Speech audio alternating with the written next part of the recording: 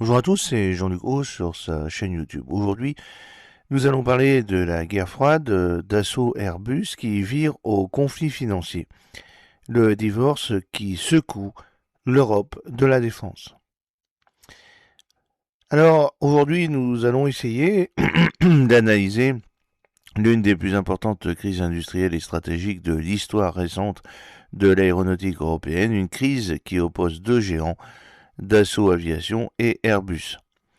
Ce qui n'était au départ qu'un désaccord industriel autour du programme SCAF, le système de combat aérien du futur, est désormais devenu un conflit financier ouvert. Derrière les communiqués diplomatiques se cache une véritable guerre économique impliquant plusieurs milliards d'euros, des transferts de propriété intellectuelle, des compensations industrielles et l'avenir même de l'autonomie stratégique européenne. Rappelons un peu le contexte, c'est l'effondrement du programme SCAF que vous pouvez voir sur la vidéo précédente. Pour comprendre la situation actuelle, il faut revenir au programme FCAS, appelé SCAF en France, lancé en 2017 par la France et l'Allemagne, puis rejoint par l'Espagne.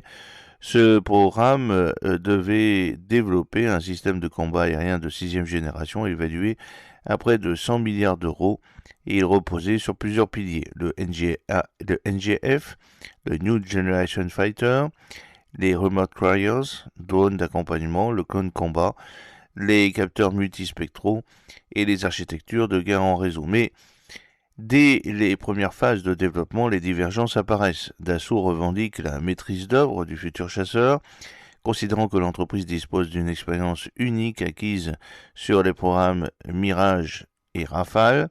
Airbus réclame au contraire une gouvernance plus équilibrée, inspirée du monde Eurofighter, afin de garantir un retour industriel significatif pour l'Allemagne et l'Espagne. Il y a ensuite eu la bataille de la propriété intellectuelle. Le véritable cœur du conflit concerne des technologies souveraines. Pour Dassault, les algorithmes de contrôle de vol, les lois de pilotage numérique, l'architecture aérodynamique furtive et les technologies de survivabilité constituent des actifs stratégiques qu'il est impossible de partager sans garantie.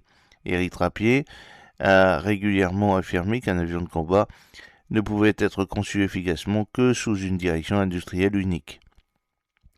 Airbus estime au contraire qu'un programme financé par plusieurs États doit s'appuyer sur une répartition équitable des responsabilités. Cette opposition entre souveraineté technologique et coopération multinationale a progressivement paralysé le programme. Troisièmement, il y a l'impact de la guerre en Ukraine. L'invasion russe de l'Ukraine a profondément modifié les besoins opérationnels européens. Les états-majors ont constaté l'importance croissante des drones consommables, des essaims autonomes, de la guerre électronique, de l'intelligence artificielle embarquée, des réseaux de commandement distribués. Les spécifications initiales du SCAF sont devenues partiellement obsolètes avant même la construction du démonstrateur. Les priorités françaises et allemandes ont commencé à diverger. La France souhaitait conserver un appareil capable d'assurer la composante aéroportée de la dissuasion nucléaire. L'Allemagne privilégiait davantage une plateforme conventionnelle intégrée aux architectures de l'OTAN. Et puis il y a eu la rupture politique. Au printemps 2026, la situation atteint un point critique. Berlin admet officiellement l'échec du développement commun du futur avion de combat européen. Les négociations engagées depuis près de 8 ans n'ont pas permis de résoudre les désaccords industriels. L'abandon du volet chasseur du SCAF représente l'un des plus importants revers de l'Europe de la défense depuis plusieurs décennies. Et puis s'ouvre un nouveau champ de bataille, l'Eurodrone. Mais le plus surprenant arrive ensuite. Le conflit ne s'arrête pas avec le SCAF. Il se déplace vers un autre programme stratégique, l'Eurodrone MAL. L'Eurodrone devait fournir à l'Europe une capacité de renseignement, surveillance et reconnaissance indépendante des systèmes américains et israéliens. Cependant, en avril 2026, la France modifie sa programmation militaire.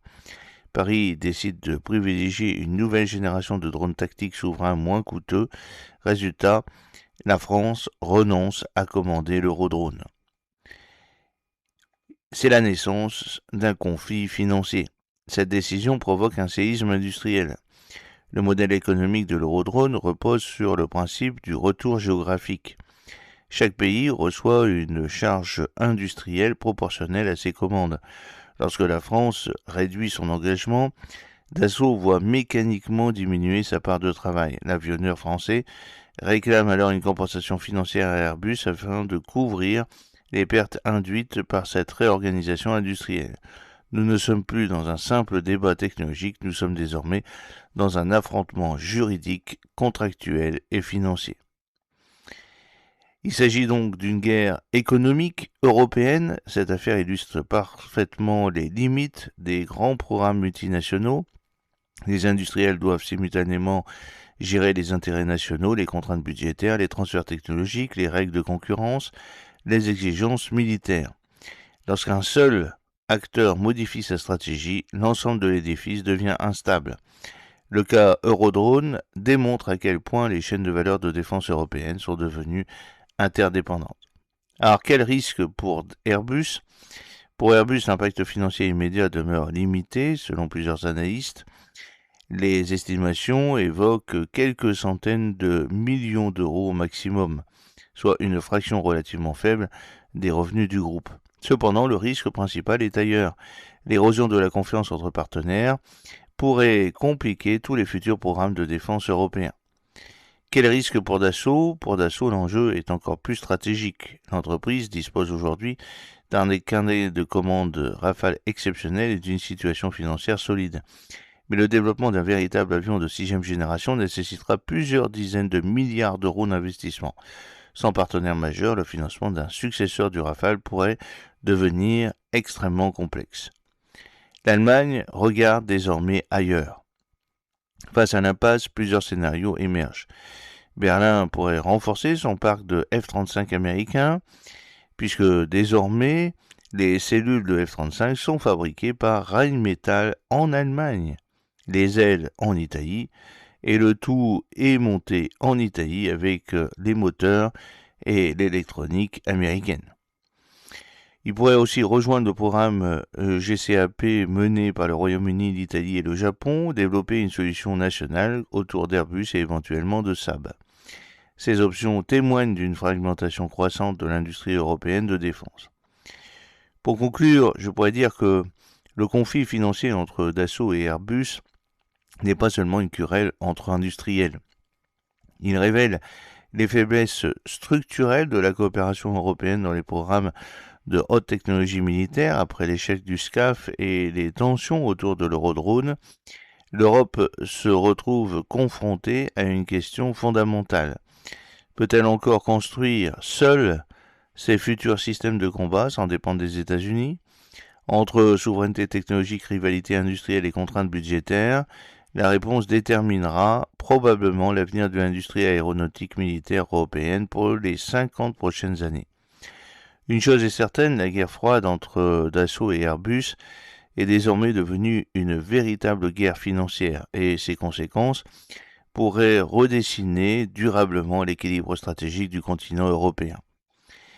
Merci à tous pour votre fidélité, n'hésitez pas à vous abonner, à activer la cloche de notification et à partager cette vidéo pour soutenir la chaîne. À très bientôt pour une nouvelle analyse stratégique de l'actualité de défense et aéronautique.